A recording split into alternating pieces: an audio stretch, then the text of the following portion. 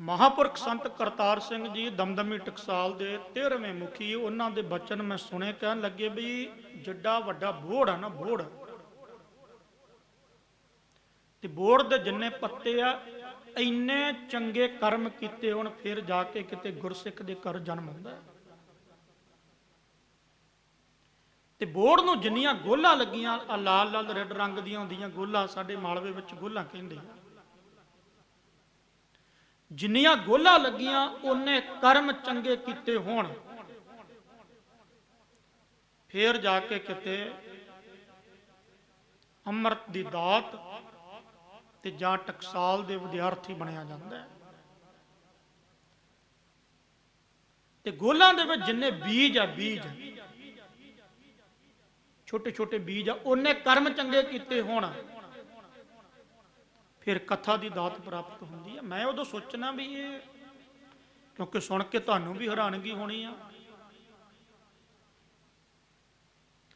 थोड़ा जा हौसले सहित होया करो, मान सहित होया करो, वडियाई सहित होया करो, उपमा सहित होया करो, मुੱਛ ते हत्थ फेरिया करो जदों कोई तुहानूं ये गल कहंदा भी तुसीं गुरु नानक दे घर जन्म लिया, जानी गुरु नानक दे सिख हो।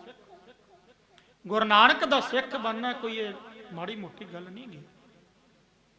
खड्डे बाटे दा अमृत छक लेना, मैं कई बार बेनती की है, ठीक है असी साडा फर्ज आ, जिन्ने भी ग्रंथी सिंह है, सत्कार जो गुरमुख प्यारे महापुरुष आ, तत्त बेते आ, साधु है, कथावाचक आ, रागी ढाडी प्रचारक है, वो कहते हैं खंडे बाटे दा अमृत छको, साडी ड्यूटी है, असी गुरु नानक दे घर दा होका देना, ये साडा फर्ज है। पर याद रखियो गुरु गोबिंद सिंह महाराज दे पुत्र बिन भागा किच पाइया नाही, भागा तो बिना गुरु गोबिंद सिंह महाराज दे पुत्र नहीं बन सकते। ये खंडे बाटे दी अमृत दी दात मैं कई बार विचार करदा हुन्ना, जे कोई नहीं छकदा ते मैं उत्थे नहीं कहंदा भी ये क्यों नहीं छकदे, ये माया दे विच रुझे होए आ। कई बार असीं सोचन, क्योंकि कईयां दे सवाल हुंदे आ भी इहने किहड़ा अमृत छकिया होया, अश भोग रिहा, फलाना कर रिहा, जे नहीं छकिया तो मानो गुरु गोबिंद सिंह दा पुत्र जे नहीं बन रहा तो उहदे भाड़े माड़े भाग आ। जिवें आपां देखदे आ ना, किसी के घर में बहुत ज़्यादा दलिदरी आ गई, किसी के घर में गरीबी आ गई, जां किसी नूं कई तरह का भयानक रोग लग गया, आपां कहने बड़े माड़े भाग है, बड़े खोटे भाग है।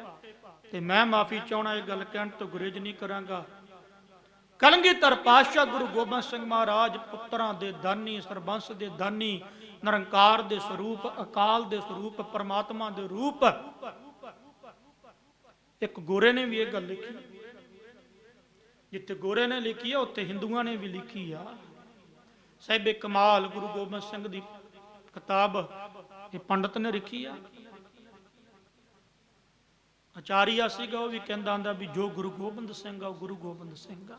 गोरे ने कहा कहंदा जिन्ने ऋषि पीर पकंबर अवतार औलिए होए आ दुनिया दे विच, उन्हां दे गुण एक पलड़े विच पा लवो, तराजू लै लवो हथ विच, एक पलड़े विच उन्हां दे गुण ते दूजे पलड़े दे विच गुरु गोबिंद सिंह महाराज दे गुण। पर गुरु गोबिंद सिंह दे गुण इन्ने क ज्यादा भारी, वो पलड़ा जिहड़े पलड़े विच गुरु नानक गुरु गोबिंद सिंह दे गुण पाए आ ना, वो पलड़ा फिर भी नीवां रहेगा। ऐसे निरंकार दी जोत, अकाल दी जोत, जिन्हों खुद गुरु गोबिंद सिंह ने लिखिया। महाराज कहन लगे,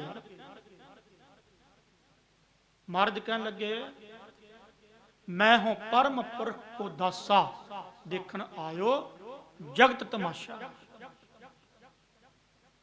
कहंदे मैं परम पुरख वाहिगुरु अकाल दा रूप हां, ते रूप है गुरु गोबिंद सिंह, अकाल दे रूप है। उस गुरु गोबिंद सिंह दे नादी पुत्र बनना, खंडे बाटे दा अमर छकना, ये कोई माड़ी मोटी गल नहीं। अज मेरी ये गल महापुरुषों का बचन हुण समझ विच आउंदा भी महापुरुष कहंदे हुंदे सी कि जिन्ने बोड़ दे पत्ते उन्ने कर्म किते चंगे कीते उन, फिर जाके मान नहीं महसूस हुंदा। बाबा दीप सिंह दे भरा बन गए, है तो पुत्त ही असीं, पर उन्होंने भी खंडे बाटे दा अमर छकिया। छोटे साहबजादे, बड़े साहबजादे, भाई मणि सिंह, भाई तारू सिंह, किड्डियां किड्डियां कुर्बानियां। ਅਸੀਂ ਉਸ ਕਤਾਰ ਵਿੱਚ ਤਾਂ ਜਾ ਖੜੋਤੇ ਨਾ, ਕਈ ਮਾੜੇ ਭਾਗਾਂ ਵਾਲੇ ਦੂਰ ਖੜੋਤੇ ਆ। ਖੜੇ ਰਹਿਣ ਦਿਓ, ਠੀਕ ਆ, ਸਾਡਾ ਫਰਜ਼ ਆ। ਨਹੀਂ ਆਉਂਦੇ ਤੇ ਮਤਾ ਸੋਚੋ ਵੀ ਉਹ ਕਿਉਂ ਨਹੀਂ ਆਉਂਦੇ, ਸੋਚੋ ਵੀ ਇਹਨਾਂ ਦੇ ਭਾਗਾਂ ਵਿੱਚ ਨਹੀਂ।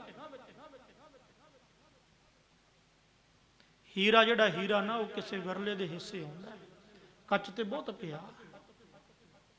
ਗੁਰੂ ਗੋਬਿੰਦ ਸਿੰਘ ਦਾ ਪੁੱਤਰ, ਤੇ ਫਿਰ ਮਹਾਂਪੁਰਸ਼ਾਂ ਨੇ ਕਿਹਾ ਵੀ ਜਿੰਨੀਆਂ ਗੋਲਾਂ ਉਹਨਾਂ ਦੇ ਵਿੱਚ ਜਿੰਨੇ ਬੀਜ ਆ, ਉਹਨੇ ਕਰਮ ਚੰਗੇ ਕੀਤੇ। ਹੁਣ ਕਿਤੇ ਟਕਸਾਲ ਦਾ ਵਿਦਿਆਰਥੀ ਬਣ ਕੇ ਕਥਾ ਦੀ ਦਾਤ, ਅੱਜ ਮੈਨੂੰ ਪਤਾ ਲੱਗਿਆ ਵਾਕਈ ਗੱਲ ਸਹੀ। ਮੈਂ ਸੰਖੇਪ ਵਿੱਚ ਬੇਨਤੀ ਕਰ ਦੇਵਾਂ, ਕਿਉਂਕਿ ਕਿੰਨੇ ਸੰਸਾਰੀ ਜੀਵ ਆ।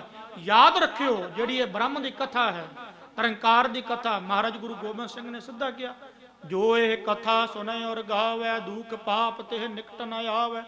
ਨਿਕਟ ਕਹਿੰਦੇ ਨੇੜੇ, ਨਾ ਦੁੱਖ ਨਾ ਪਾਪ ਉਹਦੇ ਨੇੜੇ ਨਹੀਂ ਆਉਣ। ਜਿਹੜਾ ਇਹ ਕਥਾ ਸੁਣੇਗਾ ਔਰ ਕਰੇਗਾ, ਪਰ ਹੋਵੇ ਪੂਰਾ। ਜਦੋਂ ਅਸੀਂ ਇਹ ਗਿਆਨ ਲਵਾਂਗੇ, ਕਿਉਂਕਿ ਵੇਖੋ ਮੈਂ ਇਹ ਨਿਮਰਤਾ ਸਹਿਤ ਬੇਨਤੀ ਕਰਦਾ, ਹੰਕਾਰ ਸਹਿਤ ਨਹੀਂ। ਜਿਵੇਂ ਜਿਵੇਂ ਹੁਣ ਗਿਆਨ ਲਈ ਜਾਂਦੇ ਆ ਨਾ, ਜਿਹੜਾ ਇਹ ਗ੍ਰੰਥਾਂ ਦਾ ਗਿਆਨ ਲੈਣਾ, ਗੁਰੂ ਨਾਨਕ ਨੇ ਵੀ ਕਿਹਾ। ਜਦੋਂ ਗੁਰੂ ਨਾਨਕ ਦੇਵ ਮਹਾਰਾਜ ਜੀ ਦੂਜੀ ਕਿ ਤੀਜੀ ਉਦਾਸੀ ਕਰਕੇ ਭਾਈ ਬਾਲੇ ਜੀ ਦੇ ਪਿਤਾ ਬਾਬਾ ਭਾਣ ਜੀ ਉਹਦੇ ਖੂਹ ਤੇ ਆ ਕੇ ਬੈਠੇ ਆ, ਬਾਬਾ ਕਲਿਆਣ ਦਾਸ ਜੀ ਨੇ ਕਿਹਾ ਵੀ ਤੂੰ ਖੇਤੀ ਕਰ ਲੈ। ਜਦੋਂ ਮਹਾਰਾਜ ਨੇ ਸ਼ਬਦ ਉਚਾਰਿਆ, ਮਨ ਹਾਲੀ ਕਰਸਾਣੀ ਕਰਨੀ ਸਰਮ ਪਾਣੀ ਤਨ ਖੇਤ। ਫਿਰ ਉੱਥੇ ਕਿਹਾ, ਪਿਤਾ ਜੀ ਨੇ ਸ਼ਬਦ ਦੀ ਵਿਚਾਰ ਲੰਮੀ ਆ, ਮੈਂ ਸੰਖੇਪ ਵਿੱਚ ਬੇਨਤੀ ਕਰਾਂ। ਪਿਤਾ ਜੀ ਕਹਿਣ ਲੱਗੇ ਵੀ ਚੱਲ ਏਦਾਂ ਕਰ, ਵਪਾਰ ਕਰ, ਘੋੜੇ ਲਿਆ ਦਿੰਨਾ। ਮਹਾਰਾਜ ਨੇ ਕਿਹਾ, ਸੁਨ ਸਾਸਤ ਤੋਂ ਸੌਦਾਗਰੀ ਸੱਤ ਘੋੜੇ ਲੈ ਚੱਲ। ਸੁਨ ਸਾਸਤ ਦਾ ਅਰਥ ਸ਼ਾਸਤਰ, ਜਿਹੜੇ ਸ਼ੁਭ ਗਿਆਨ ਆ, ਜਿਹੜੇ ਇਹ ਗੁਰੂਆਂ ਪੀਰਾਂ ਪਕੰਬਰਾਂ ਅਵਤਾਰਾਂ ਨੇ ਜਿਹੜੀ ਧੁਨ ਲਿਖੀ ਹੈ। ਕਿਉਂਕਿ ਗੁਰਬਾਣੀ ਦਾ ਬਚਨ ਆ, ਵੇਦ ਕੁਤੇਬ ਕਹੋ ਮਤ ਝੂਠੇ, ਸਿਮਰਤ ਬਿਦ ਪੁਰਾਣ ਪੁਕਾਰਨ ਪੋਥੀਆਂ, ਨਾਮ ਬਿਨਾ ਸਭ ਕੂੜ ਗਾਲੀ ਹੋਛੀਆਂ। ਪੂਰਿਆਂ ਦੇ ਲਿਖੇ ਹੋਏ ਗ੍ਰੰਥ ਜਿਹੜੇ ਨਿਰੰਕਾਰ ਵੱਲ ਇਸ਼ਾਰਾ ਦੇ ਰਹੇ ਆ। ਜਿਵੇਂ ਜਿਵੇਂ ਉਹਨਾਂ ਗ੍ਰੰਥਾਂ ਨੂੰ ਵਿਚਾਰਾਂਗੇ, ਪੜਾਂਗੇ, ਉਵੇਂ ਉਵੇਂ ਬੁੱਧੀ ਘਟਦੀ ਜਾਵੇਗੀ, ਮਨ ਘਟਦਾ ਜਾਵੇਗਾ, ਚਿੱਤ ਘਟਦਾ ਜਾਵੇਗਾ, ਸੁਰਤ ਘਟਦੀ ਜਾਵੇਗੀ। ਤੁਸੀਂ ਨਿਰੰਕਾਰ ਦੇ ਨੇੜੇ ਹੋਵੋਗੇ। ਇਸ ਕਰਕੇ ਜਿਹੜਾ ਕਥਾਵਾਚਕ ਹੁੰਦਾ ਨਾ, ਹਾਂ ਕਰਮ ਭਾਰੀ ਪੈ ਜਾਂਦਾ, ਕਿ ਬੁਰੇ ਕਰਮ ਵੀ ਮੇਰੇ ਵਰਗੇ ਕਰਨ ਲੱਗ ਪੈਂਦੇ ਆ, ਕਰਮ ਭਾਰੀ ਪੈ ਜਾਂਦਾ, ਉਹ ਗੱਲ ਵੱਖਰੀ ਹੈ। ਪਰ ਕਥਾ ਨਿਰੰਕਾਰ ਦੇ ਨੇੜੇ ਲੈ ਜਾਂਦੀ ਹੈ, ਸੁਣਨ ਵਾਲੇ ਨੂੰ ਵੀ, ਕਰਨ ਵਾਲੇ। ਫਿਰ ਮੈਨੂੰ ਪਤਾ ਲੱਗਿਆ ਵੀ ਕਿਉਂ ਮਹਾਂਪੁਰਸ਼ ਕਹਿੰਦੇ ਸੀਗੇ ਵੀ ਗੋਲਾਂ ਵਿੱਚ ਜਿੰਨੇ ਬੀਜ ਆ, ਉਹਨੇ ਕਰਮ ਚੰਗੇ ਹੋਣ, ਫਿਰ ਜਾ ਕੇ ਕਥਾ ਦੀ ਦਾਤ ਮਿਲਦੀ ਆ, ਐਵੇਂ ਨਹੀਂ ਮਿਲ ਜਾਂਦੀ। ਤੇ ਜਿੰਨਾ ਇਹ ਬੋੜ ਦੇ ਪੱਤੇ ਇੰਨੇ ਕਰਮ ਚੰਗੇ ਹੋਣ, ਅੰਮ੍ਰਿਤ ਦੀ ਦਾਤ ਪ੍ਰਾਪਤ ਹੁੰਦੀ ਹੈ। ਅੰਮ੍ਰਿਤ ਦੀ ਦਾਤ ਜਨਖਣਾ ਥੋੜੀ ਗੁਰੂ ਗੋਬਿੰਦ ਸਿੰਘ ਮਹਾਰਾਜ ਦਾ ਪੁੱਤਰ ਬਣ